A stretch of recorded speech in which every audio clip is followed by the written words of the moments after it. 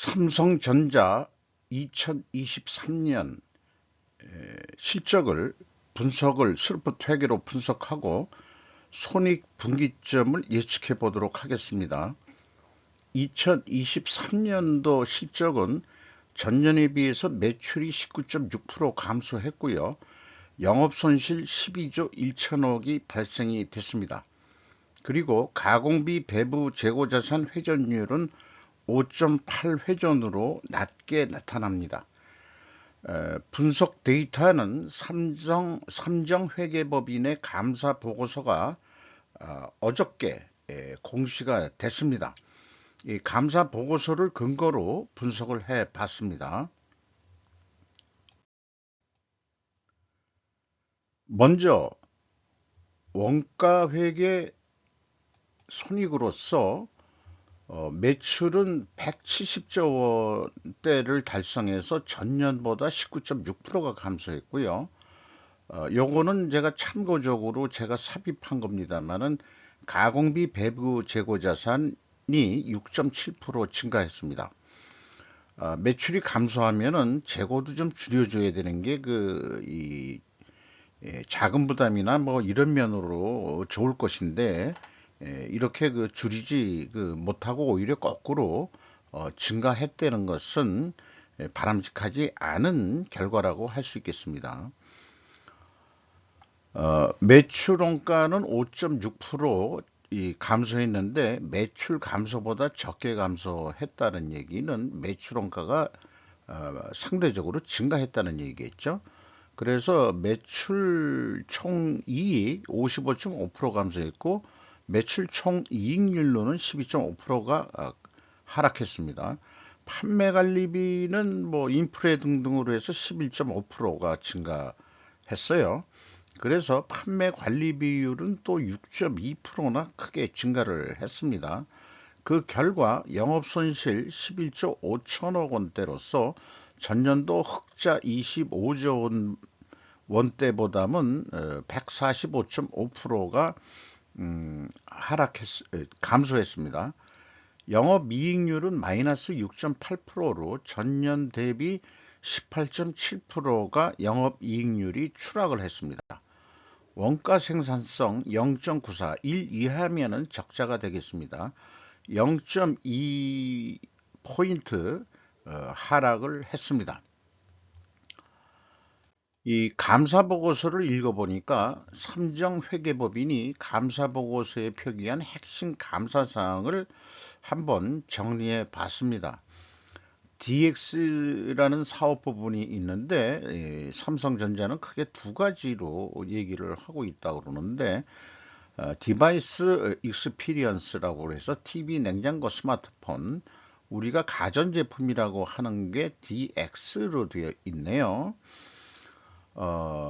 그리고 이 DX 부분은 좀 다른 데하고 좀 틀려서 재화의 판매 시 명시적이거나 암묵적인 약정에 의거하여 유통업자 및 통신업자에게 판매 수량 또는 금액에 따른 할인 및 장려금을 제공하는 매출 장려 활동을 수행하고 있다는 거죠. 그래서 핵심 감사상 두 번째 사항으로서 제어의 판매 장려 활동에 대한 매출 차감의 정확성과 완전성 이렇게 얘기를 해가지고 뭐 감사 절차를 쭉 나열을 했는데 저는 이 매출 차감이라는 용어의 이해를 매출 차감이 우리가 어려서들은 애누리를 뜻하는 것이냐 깎아줬다는 얘기냐 그런 거로 지금 표현이 되어 있거든요. 그러니까 매출 차감이라는 것이 공식적으로 통용되는 용어인지 어떤지 모르지만은 차라리 매출 애누리라는 것이 더 좀 이해하기 편하지 않겠냐.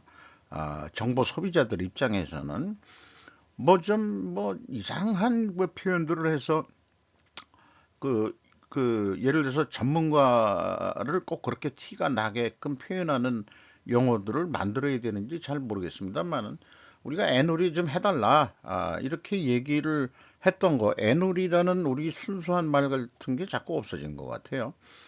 그런데 이게 재고 평가에도 어떤 영향을 미칠까 이런 생각을 해봐요. 왜 그러냐면은 그 재고 평가를 요즘 쓰는 용어로 그 순실현 가치라는 게인데, 저는 그 순실현 가치 개념을 재고 자산에 한해 있어서는 참 이해하고 싶지도 않고 이해하기가 오히려 어렵습니다. 애놀이를 해줬다면은 그냥 평가한 금액대로 하면은 애놀이 가격을 깎아줬으면 매출이익이 줄어들 거 아니에요? 그러면은 이제 이걸 또 합리화하기 위해서는 그 실현 가치가 좀 현재 내려갔으니까 조금 더 깎아줘도 되겠다. 뭐 이렇게 복잡한 방법으로 이제 또 어떤 영향을 미칠까 하는 그런 생각도 좀 해보게 됩니다.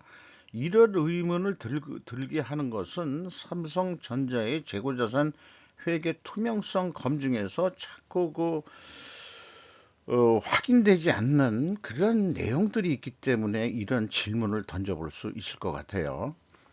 그리고 영업 이익까지는 영업 손실이지만은 영업의 손익에서 기타 이익이 29조 2,675억 원이나 발생했는데, 이것을 추적을 해보니까 배당금 수익이 29조 원이나 됩니다. 그래서 최종 총포괄 손익은 25조 원대로서 전년도 26조 원보다는 한 8,500만 원 정도만 적게 영업 손익이 포괄 손익이 내려갔다. 음, 이렇게 해서 그 영업 손실을 배당금 수익으로 상당한 그 부분을 커버를 했어요. 이렇게 되어 있습니다. 어, 스루폿 회계로 분석한 결과를 미리 말씀을 좀 드려보면은, 매출에 비례하는 매출 재료비는 12%가 감소했습니다. 매출 감소율보다 적게 감소했다는 얘기는 7.6%가 그 플러스죠. 적게 감소했으니까 이 7.6%만큼 원재료 및 상품 매입 가격이 상승했다라고 여기서 1차 추론을 해볼 수 있겠어요. 그래서 스루풋 금액상으로 26.4%가 감소했고, 스루풋률은 4.5%가 하락을 했습니다. 운영 경비가 94조 1천억 원대로서 전년보다 5%가 증가했습니다. 그리고 TOE 생산성은 0.87로서 0.37포인트가 하락을 했어요. 스루풋 영업 손실은 12조 1천억 원대로서 원가 회계 영업 손실보다 6천억 원대가 더 손실이 났습니다. 이것은 전년도는 뭐 3조 한 6천억 원대나 더 적게 이익이 났는데, 이것은 지속적으로 재고가 증가하기 때문에 이런 차이가 나겠습니다. 그래서 이 삼정회계법인이 감사보고서에 표기한 핵심 감사사항 첫 번째로서 DS 부분에 이걸 하겠다는 건데, 메모리 반도체 제품 부분은 메모리, 파운드리, 시스템, LSI 등으로 구성되는데, 순실현 가치를 평가하는 것을 중점 핵심 감사사항으로 하겠다.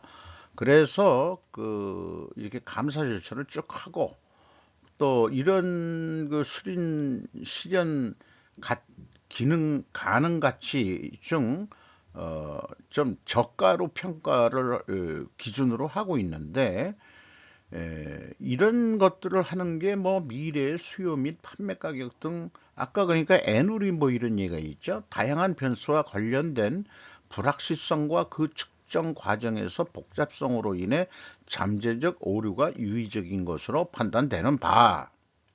말이 어렵게 쓰면은 뭐 전문가 같이 보이겠죠. 그렇게 또 써야 되는 모양이고, 그렇게 되는데, 제가 그래서 질문을 던진 게, 이 판매 가격 등 다양한 변수가 있다 이게요. 애누리를 해줬다 이게요. 그래서 그거와 관련된 불확실성과 측정 과정에서의 복잡성. 그러니까 근본적으로 스루프드 입장에서는 가공비를 배부 안 하니까 평가할 필요가 없어요. 그냥 장부 가격대로만 하면 됩니다. 매입했을 때 원재료 가격대로 그냥 하면 되는 거거든요. 그래서 뭐 감사 절차를 그냥 바라봐라 이렇게 썼는데 뭐 중요한 얘기는 재고자산 평가 충당금의 또 정확성 확인을 하겠다. 또 이런 얘기도 있었어요. 그래서 그러면은 제대로 감사를 했는지 우리가 재고자산에 대해서 저는 재고자산이 증가해가지고 원가백의 영업이익보다 6천억 원이나 더 손실이 난 거다. 그것은 재고를 증가시켰기 때문이다라고 원인을 얘기를 했는데 어쨌든 원가 회계상으로 가공비가 배부된 재고자산의 평가를 얼마나 잘했는지 에, 좀 보도록 하죠. 재고자산 명세를 보면은 가공비 배부 재고자산 WCAI라고 제가 약어로 썼는데 워킹 코스트 알로케이션 인벤토리의 약자로 썼습니다. 있는 그대로 가공비 배부 재고 자산이라고 할 수 있겠습니다. 이것이 24조 7천억 원대로서 전년보다 1조 5천억 원대가 더 증가했어요. 그리고 2022년도에는 10조 5천억 원대나 크게 또 증가했었죠. 원가 회계는 재고가 증가하면 이익이 증가하는 거로 되어 있어요. 어쨌든 손실이 났지만은 적게 손실이 난 거로 아까 볼 수 있었습니다. 그래서 이 평가 손실 충당금의 정확성을 보기로 해가지고 이렇게 감사 보고서에도 공시를 했으니 이게 자기네들은 정확하게 산출을 했다고 제시를 한 거 아니겠어요? 감사 보고서니까. 평가 손실액이 3조 2,648억 원이나 된다 이게요. 그 전년도 재고가 10조 원이나 증가했을 때는 1조 8천 원뿐이 증가를 안 했는데 올해는 평가 손실액이 3조 2천억이나 크게 늘었다. 장사도 안 되고 실현 가치가 그러면은 이렇게 평가 손실 금액이 이렇게 크게 나오면은 재고가 줄죠. 재고가 줄면은 상대적으로 재고 매출 원가가 증가하는 거로 되어 있죠. 음, 그렇게 되면은 영업이익이 그만큼 줄어들 거예요. 요렇게 해가지고 이 산출을 일단 한 겁니다. 재고자산 평가를 가공비를 배부하지 않는 스루풋 회계로 한다면 현재의 결산은 단기간에 할 수 있을 것이고 오늘이 2월 20일입니다만은 그래도 그 삼성전자가 감사 보고서가 아마 대한민국 1순위로 공시를 해준 것 같아요. 감사 보고서가 나온 다음에 사업 보고서를 확정할 수 있는 거기 때문에 삼성전자는 다른 어떤 기업보다도 사업 보고서를 3월 말까지는 하지 않고 3월 중순 이전이라도 공시를 할 것 같습니다. 이게 주청을 통과한 다음에 공시하는 거로 제가 지금 기억하고 있는데 주청도 곧 열릴 예정인데 주청 전에 공시를 해야 되는 거 아니겠어요? 주청 전에 공시를 해가지고 결산서가 1호 안건이 보통 재무제표 승인인데 그러면은 공시는 승인이 난 다음에 공시하니까 주주총회 다음에 이 공시가 될 것 같네요. 그런데 이제 이런 것들이 과연 뭐 그런 게 꼭 필요한 거냐? 사실은 주총 전에 먼저 이 입수를 해줘야 되니까 그 사업 보고서가 먼저 나와야 되는데 지금 뭐 정확한 기억이 안 납니다만은 주총도 지금 소집 공고들이 나고 있고 뭐 그러고 있습니다만은 분명히 주총 전에 사업 보고서가 공시돼야 될 것 같아요. 그런데 이 스루풋으로 하면은 이 월차 결산이 이런 결산 기간이 그렇게 길 필요가 없습니다. 제조업에서 그래서 단기간에 할 수 있을 것이고 결산을 공시기간도 매우 단축할 수 있을 것이다. 21세기를 바라보는 이 시점에 작년도 이 실적, 2023년 실적을 3월 말쯤이나 볼 수 있다는 것은 우리가 그 떠나간 배 손들어 주는 거하고 똑같은 거다 이거죠. 어떤 의사결정을 하고 투자를 하고 그래야 되는데 그냥 감으로 하게 될 수밖에 없다는 얘기예요. 뭐 예정 신고, 잠정 실적들도 쭉 하지만 다 연결로 하기 때문에 이 삼성전자 개별 그 손익에 대한 것을 판단하기가 쉽지 않다 이 말이죠. 그래서 이 자관 그 주식 시장하고 연결해 보더라도 공시는 좀 빨리 나와야 되는 거 아니냐. 공시 허용 기간이 길수록 이것이야말로 주주 가치를 존중하지 않는 일이라고 저는 얘기할 수 있겠습니다. 에, 우리나라 그 감사 보고서나 사업 보고서에는 비용의 성격적 분류라는 주석을 달게 돼 있어요. 이것은 참 제조 원가를 공시하는 것을 그 2003년에 외관법에서 대외비이기 때문에 이거는 알려줄 수 없다 해가지고 외관법이 바뀌었습니다만은 그거 기업 비밀도 아닙니다. 제조 원가라는 것은 제조 원가 자체를 스루프트 회계에는 부인하는 거기 때문에 그 배부하지 말라 이런 거기 때문에 그 공시하면 어떠냐 이거죠.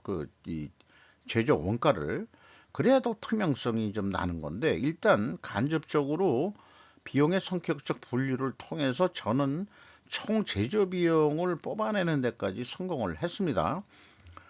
회계 전문가가 아닌 입장에서 또 제조 원가를 직접 작성해 본 경험이 없는 사람으로서 이것을 접근하는 것은 매우 좀 쉽진 않았어요.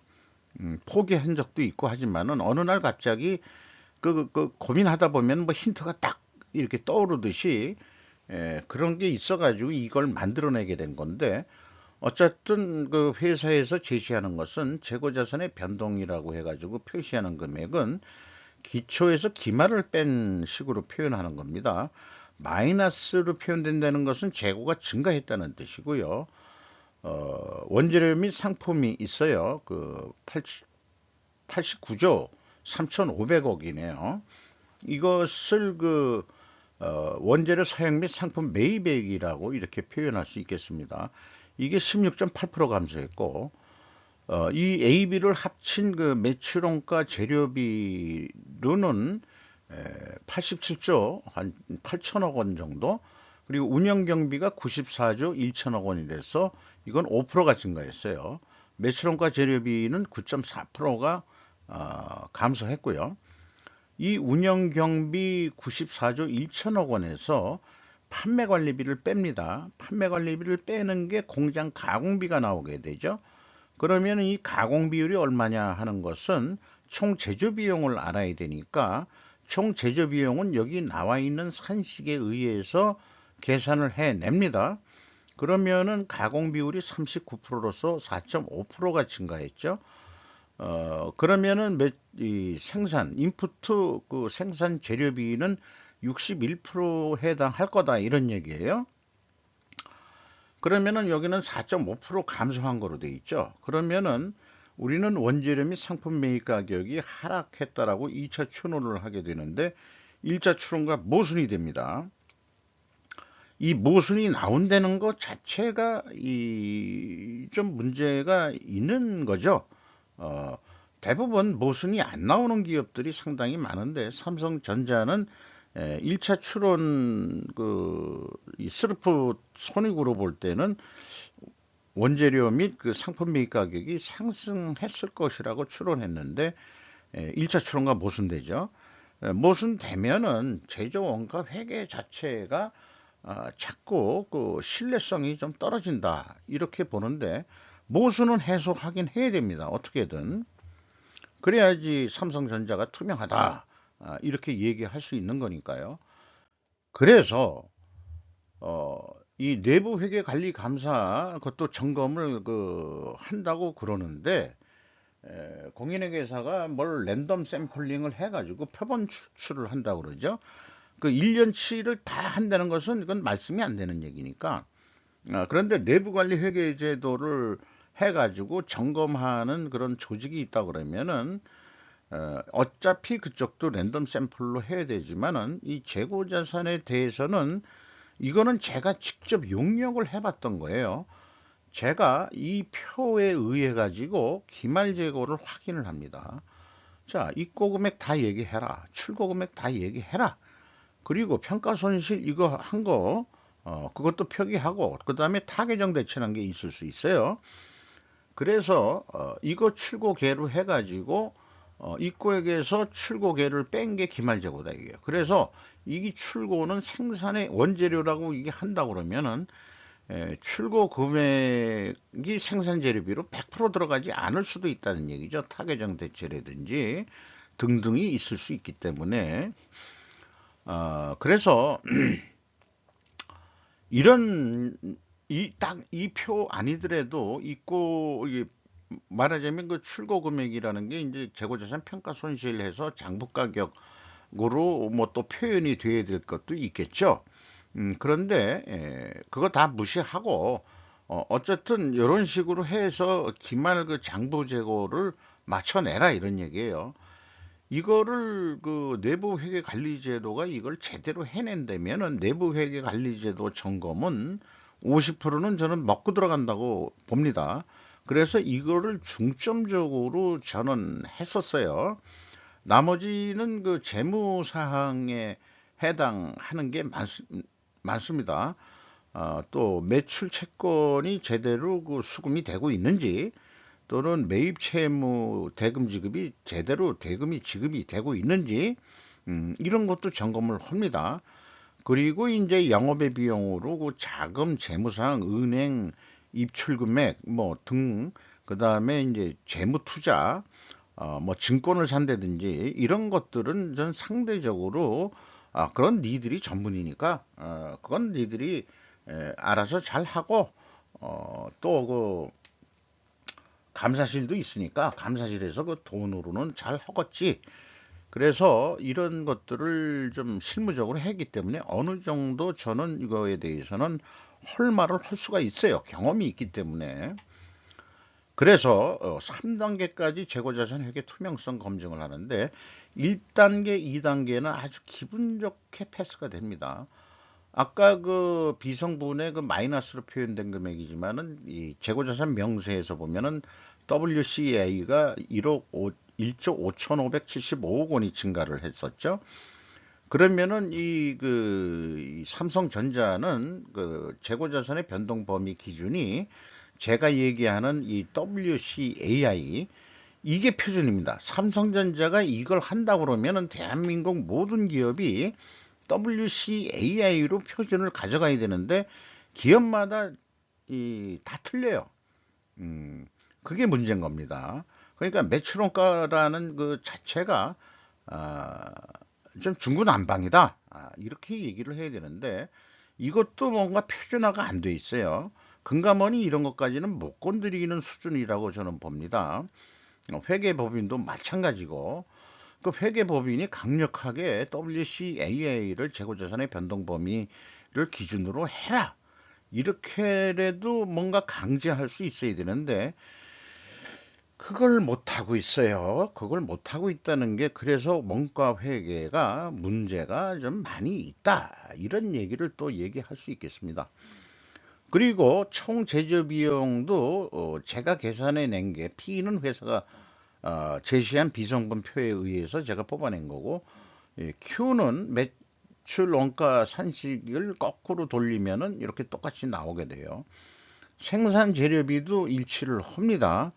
이렇게 1, 2단계는 아주 좋은데 재고자산 주석을 위의 흐름 양식으로 하지 않으면 한 투명성 확인은 담보하기 어렵다. 왜냐하면 1단계, 2단계 맞는데 왜냐하면 투명성 확인은 담보하긴 어렵다 그랬는데 3단계의 삼성전자는 끊임없는 그 검증이 안 되는 그런 팩터가 되겠습니다. 현금 흐름표상의 재고자산의 증감을 해보면은 마이너스면은 4조 거의 4천억 원이 현금이 나갔는데 그러면은 재고가 4조 4천억 원 정도 늘어나야 되잖아요. 그런데 재무생태 전체 재고자산은 1조 3천억 원이 늘질 않았다 이 말이에요. 그러면은 3조 원이라는 현찰이 어디로 날아갔다는 얘기입니다. 그러면은 그 재고자산 평가손실 환입액이 현금 흐름표에 나와 있는 거예요. 이게 3조 5천억 원이다 이거예요. 그러면 갭이 5천억 원 차이가 있습니다.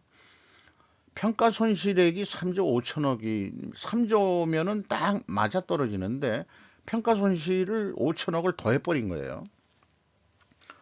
그럼 재고 금액이 줄겠죠? 그런데 갭3가 또 있어요. 이건 또 뭔 얘기냐? 그러면은 갭3는 현금 흐름표의 재고자산 평가손실 환입액은 여기 3조 5천억 원이 있죠. 그런데 재고자산 명세의 평가충당금 돌아가서 보시면은 재고자산 명세의 증감액은 3조 2천억 원이 나와 있습니다. 현금으로 봤을 때는 플러스가 표현되면은 요거는 마이너스로 표현됩니다. 그래서 이게 또 갭이 2,934원이다. 자, 여기 이 대목에 와서는 그러면 삼정회계법인은 뭘 핵심 감사사항으로 했단 얘기지? 이게 의문이 가기 시작하는 거예요. 이렇게 차이가 있음에도 불구하고 이게 투명한 거라고 해서 감사보고서를 제출할 수 있는 거냐? 뭘 어떻게 했는지 모르지만은 저같이 이렇게 따지는 사람이 조선천지에 한 사람도 있겠어요? 음. 회계법인이 했는데 뭐 네가 뭐가 잘난 거라고 이렇게 또 근데 이걸 제시해 봐라 이거예요. 이게 왜 갭이 있느냐? 어? 이거 CF 그 현금 흐름표에 평가 손실 금액하고 왜 재고자산 명세하고 이게 일치해야 되는데 거기서 산출한 증감액하고 왜 일치를 하지 않느냐? 이거에 대해서 삼정회계법인이 재고자산을 핵심 감사사항으로 했다고 하는데 도대체 무엇을 어떻게 했다는 것인지 저는 전혀 이해할 수가 없습니다. 따라서 삼성전자를 제가 그 변호하는 변호사라고 한다면은 좀 제 머리를 돌려서 제가 직접 감사를 해본 것도 아니고 그다음에 왜 틀리냐라고 따져 물을 수 있는 이 그 경찰 수사라는 용어를 하면 신문을 질문이라고 해야 되겠죠. 해볼 수 있는 그런 게 없기 때문에 삼성전자는 이 현금 흐름표 기준, 현금 흐름이 안 맞으면은 이거는 다른 것도 믿기가 어렵습니다. 현금을 일단 맞춰 놓고서 나머지를 얘기해야 되는데 현금 자체가 틀린다 이게요. 그래서 좀 문제가 있다. 그러니까 저는 변호사 입장에서는 그 매출 애누리하고 무슨 재고 평가하고 뭔가 연관이 있지 않소? 라고 질문을 아까 해본 거예요. 뭔진 모르죠. 제가 감사를 해보는 입장이 아니니까. 운영경비, 인건비가 13조 9천억 원대로서 6.2% 감소했어요. 어, 직원 수는 그 감사 보고서에 안 나옵니다. 그리고 작년도 반기에 나와 있는 수치인데, 음, 3분기에도 그 공시를 안 해요. 그런 게 무슨 규제 완화라고 그런 거 뭐 귀찮은 거 안 해도 된다 그러지만 왜 그런 게 왜 직원 수, 그 고용 이런 게 왜 중요하지 않습니까? 그냥 금감원 애들도 그거 기업 규제 완화해가지고 책상머리에서 그러니까 쓸데없는 거 그런 거 빼고 그러는데 진짜 그건 필요한 거라고 저는 생각하는데 차관 이 사업 보고서 나오기 전까지는 그 직원 수는 모르지만 작년도 반기 재작년도 반기로 비교를 해보면은 1인당 평균 임금은 1억 1,200만 원 선으로 산출이 됩니다. 요게 10.9% 연봉이 내려앉았어요. 번봉이 깎였다기보다는 보너스가 많이 줄었겠죠. 적자가 나는데 많이 줄 수가 있었겠습니까? 음, 삼성전자 직원들이 이 볼멘 소리를 홀내는지는 몰라도 기업 자체가 영업 손실이 났는데 보너스가 크게 줄 수는 없을 겁니다. 인당 평균 매출액도 크게 줄었고요. 외주 용역비는 근데 4.6% 증가했고 유틸리티비가 무려 33.7%가 증가했습니다. 유틸리티라고 하는 것이 한 네 가지 정도 되죠. 일단 전기료, 그 반도체 이런 거 전기 많이 쓰죠. 그 다음에 용수, 물 많이 씁니다. 그 다음에 그 스팀하고 증기, 이런 것도 있지만은 에어도 씁니다. 에어라는 건 뭐냐 그러면은 이제 그 뭐 그 그 이 작업복 같은 거 들어갈 때 쫙 샤워를 해야 되잖아요. 그 에어 샤워 한다고.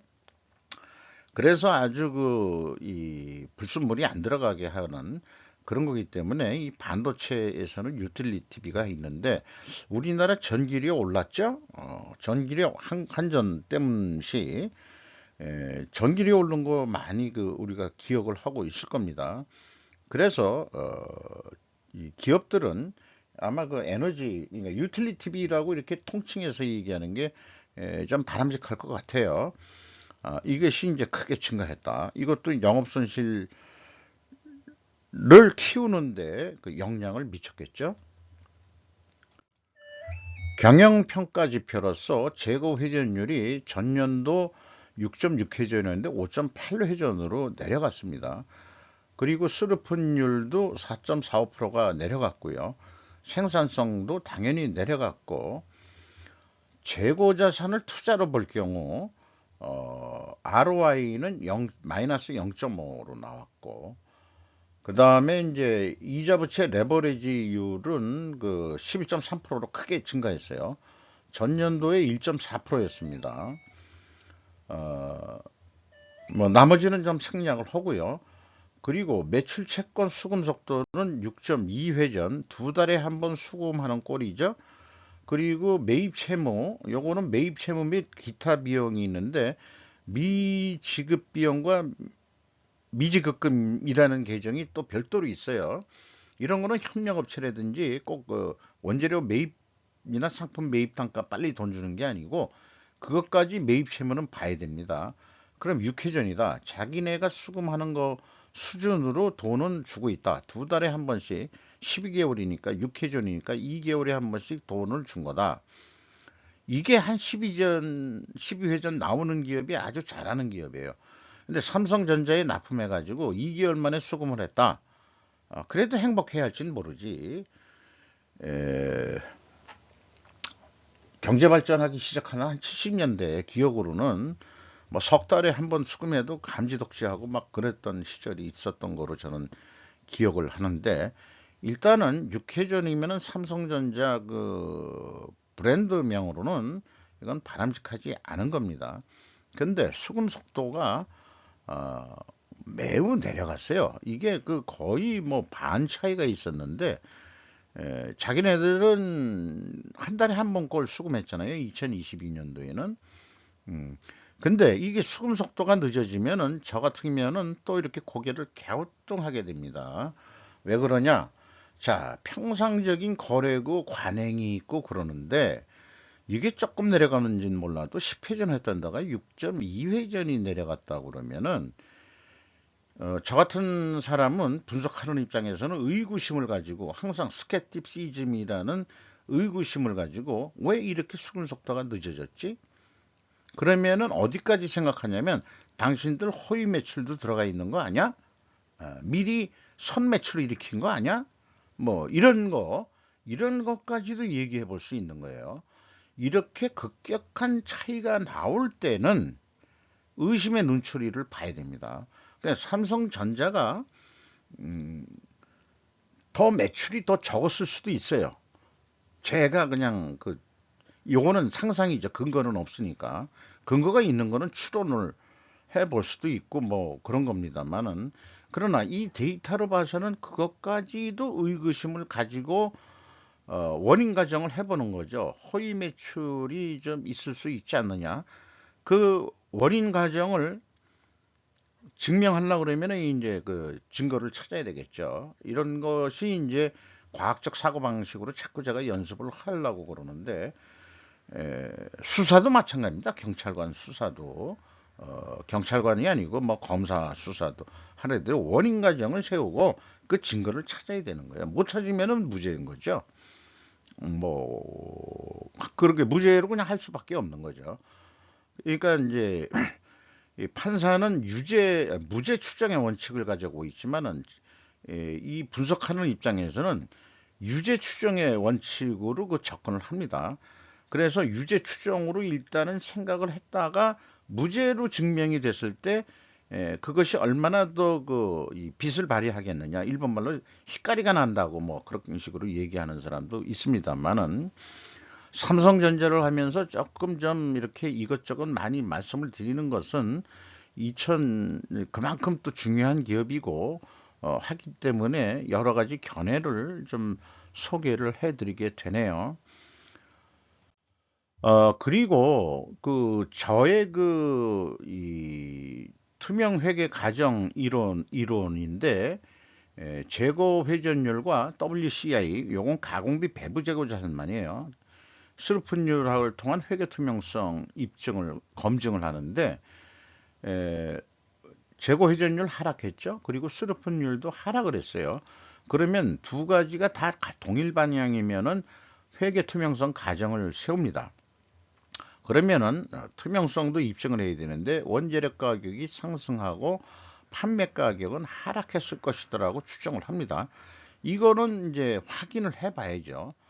또 하나 필연적으로 존재할 다른 결과가 또 삼성전자를 변호하기 위해서 다른 증거를 투명법정에서 제시를 한다면은 수량으로 재고 회전율을 산출해 봐라.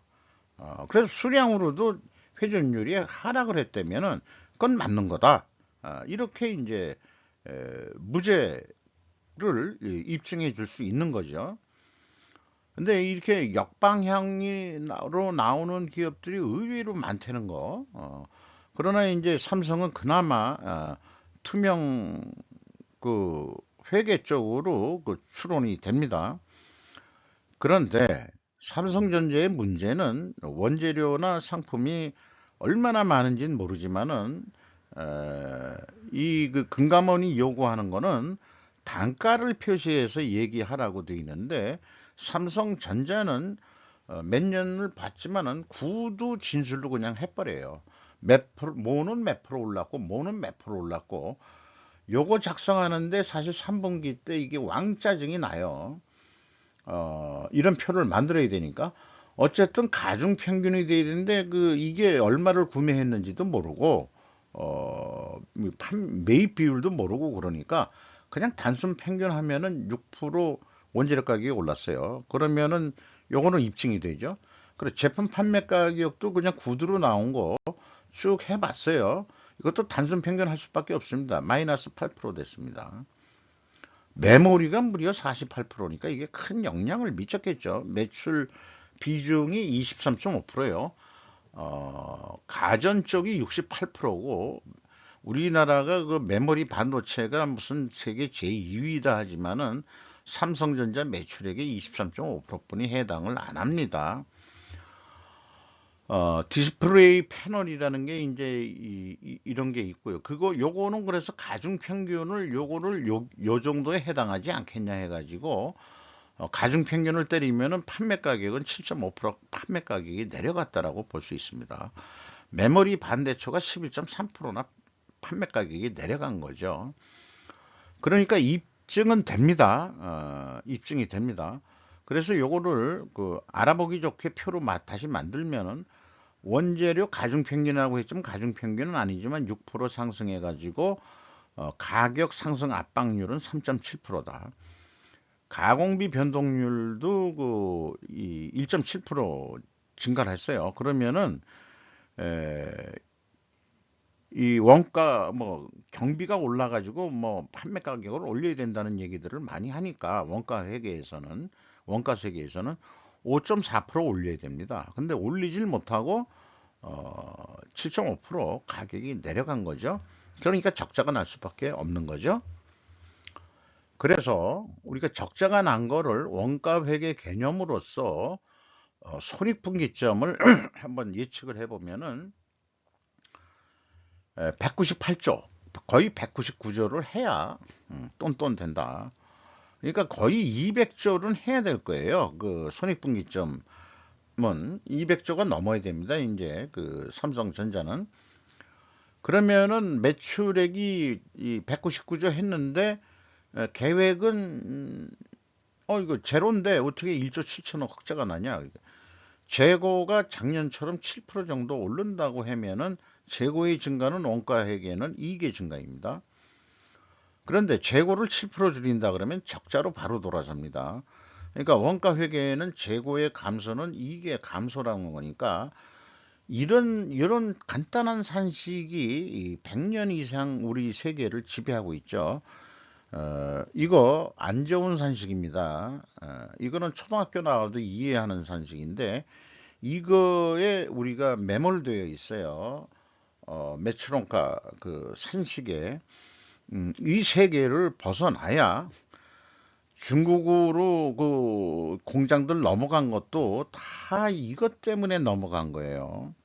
인건비 싸다 뭐 이런 것 때문에 총 제조 비용 중에서 가공비를 배분해야 되는 거니까 그래서 문제에서 디커플링을 이제 해라. 그 뭐 왕이도 디리스킹이라고 얘기를 했는데 디커플링 기분 나쁜 용어다. 그래서 중국이 디리스킹이라고 하면은 이해는 하겠는데 그렇게 얘기했는데 저는 디커플링 하는 게 맞습니다. 그러니까 재료비에다가 가공비 애드하는 게 커플링 한 거 아니에요? 그러니까 디커플링 해라 이게요. 중국하고도 디커플링 해라 이게요. 그래야 미국이 다시 살아난다 이게요. 우리도 그 탈중국을 해야 된다 이게요. 그렇게 비유를 해볼 수 있습니다. 그래서 이 손익분기점 활용은 사실 스르풋 개념이나 마찬가지인데 계속 그 원재료 기준으로 생각은 하지만은 기준점을 잡을 때는 운영 비용을 커버하는 그 매출액이 얼마냐 할 때는 가공 비율이 아니고 스르픈율만 알면은 이거가 48.1%인데 스르픈율을 조금 이제 올리자 50%로 판매 가격이 너무 그 내려갔었잖아요. 그러면서 수요가 좀 늘면 올린다고 보고 1.9% 정도 올린다고 봤을 때 또 운영 비용도 5% 정도 증가한다고 그 봤을 때 197조 정도 하는 게 손익분기점이라고 이렇게 나올 수 있겠습니다.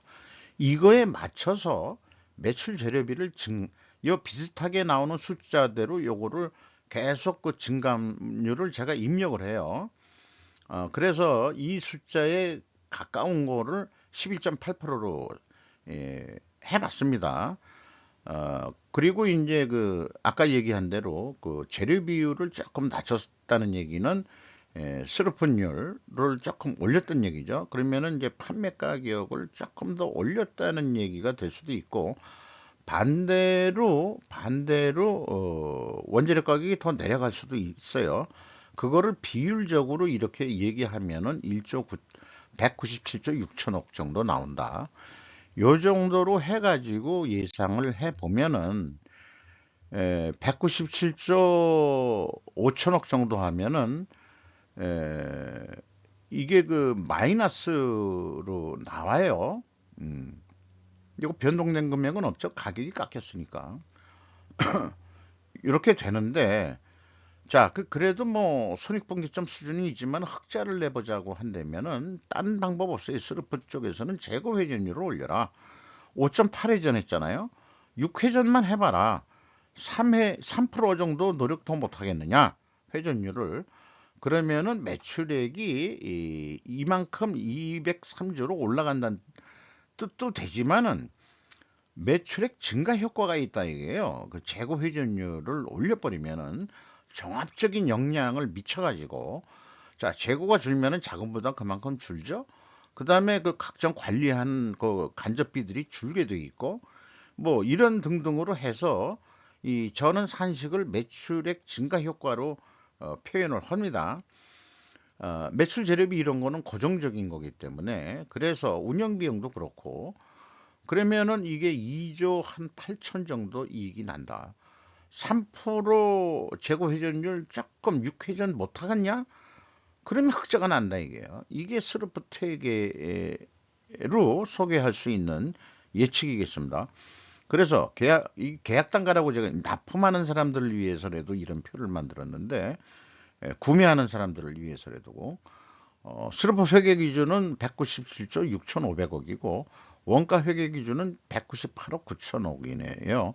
그래서 예가 자체도 스루프는 요 판매 가격을 약간 아까 올리고 했음에도 불구하고 어 1조 2,746억 원 적게 손익분기점을 예측을 해볼 수 있다는 얘기입니다. 그래서 이제까지 이 통계 경험치에 의하면은 재고가 증가했잖아요. 그러면은 원가 회계 영업이익보다 이익이 감소합니다. 그리고 판매액가는 원가 회계보다 일반적으로 낮게 나옵니다. 이것이 통계치가 보여주는 겁니다. 그래서 저는 스루프 회계로 해야 인플레이션 완화 효과가 있다. 아까 그 매출액이 적게 예측이 된다는 얘기는 가격을 내려도 된다는 얘기로 우리가 확대 해석할 수도 있는 거예요. 여유가 있다면은 그렇게 말씀드릴 수 있겠습니다. 현금 재무지표, 캐펙스 계속 그 증설 투자 많이 하죠. 27조 2,877억 원을 투자했습니다. 그 다음에 EAT 세후 현금 순이익 21조 8천억을 돈을 벌었어요. 그리고 그 채권자한테 24조 6,800억의 돈을 더 빌려가지고 크게 그 부채 비율이 크게 올랐죠. 아까 그 경영평가지표에 미리 계산했습니다만은 여기에다가 저거는 생략을 했네요. 주주익령 현금 흐름은 이익 배당액인데 작년하고 똑같지만은 배당률로 볼 때는 내려간 걸로 나옵니다. 그래도 그 이 3.9%면 대한민국에서 이익 배당률이 그렇게 낮진 않은 기업에 들어가겠죠. 이 돈을 벌면은 이게 적자가 나는데도 똑같이 그 작년처럼 이익 배당을 하겠다 하는 게 좀 또 소액 주주 입장에서는 또 감사할 수도 있겠죠. 어쨌든 회사 잉여 현금 흐름, 어떤 기자가 경제 뉴스지에서 잉여 현금 흐름을 얘기를 해가지고 잉여 현금 흐름이 적자다 이렇게 얘기했는데 금액은 제시를 못하고 그렇게 했는데 회사 잉여 현금 흐름은 14조 8,767억 원의 현금이 나갔다고 봐야 됩니다. 잉여 현금 흐름이 그만큼 소진했다 이런 얘기고 최종 FEM Final on the Money 12조 7,369억 원의 현금을 잃었다고 얘기를 이쪽에서는 얘기하기가 어려워. 왜냐 그러면은 영업 손실에 의해서 그만큼 내긴 게 아니고 현금이 캐펙스 투자가 27조 원이나 되거든요. 그러니까 요런 그 투자가 캐펙스가 마이너스로 나오면은 이 마이너스는 이 금액이 이 캐펙스보다 더 크다면은 돈을 잃었다고 얘기하지만은 이 캐펙스보다는 적은 금액이거든요. 그러면은 현금이 12조 7천억 원이 유출이 됐다. 이게 투자하고 할 만한 이런 돈들은 다 어디서 얻었냐? 부채를 증가시켰다. 차입금을. 이렇게 또 우리는 현금 흐름에 대해서 이렇게 위아래로 보면서 이해를 할 수 있다는 얘기죠. 현금 버퍼율 뭐 아주 그 3.3%면은 아주 그냥 돈이 달랑달랑 정도 한다 이렇게 봐야 되겠죠. 네. 어, 스루프 퇴계는 재무적 의사 결정에 여러 가지 활용할 수 있다는 걸 소개를 해 드리고요. 그 다음에 이 스루프 퇴계로서 이 의사 결정하는 면에 대해서 또 좀 이렇게 소개하는 것을 다른 기업할 때도 요거는 당분간 한번 읽어보시는 자료로 해낼 겁니다. 그리고 이것은 일반적으로 원가 회계와 스루퍼트 회계의 그 대립 관계를 한 세 가지로 압축을 해서 표현한 거고요. 우리가 어떤 변화를 할 때 이런 논리 구조로 한번 연습을 해볼 필요가 있다. 아, 변화한다, 변화하지 않는다. 이런 거에 의해서도 우리가 미래 예측을 해는데 도움이 될 수 있는 도구들을 가지고 우리가 어, 그 이성적으로, 논리적으로, 과학적인 사고방식으로 경영을 할 수 있다. 이런 것을 강조하면서 마치도록 하겠습니다.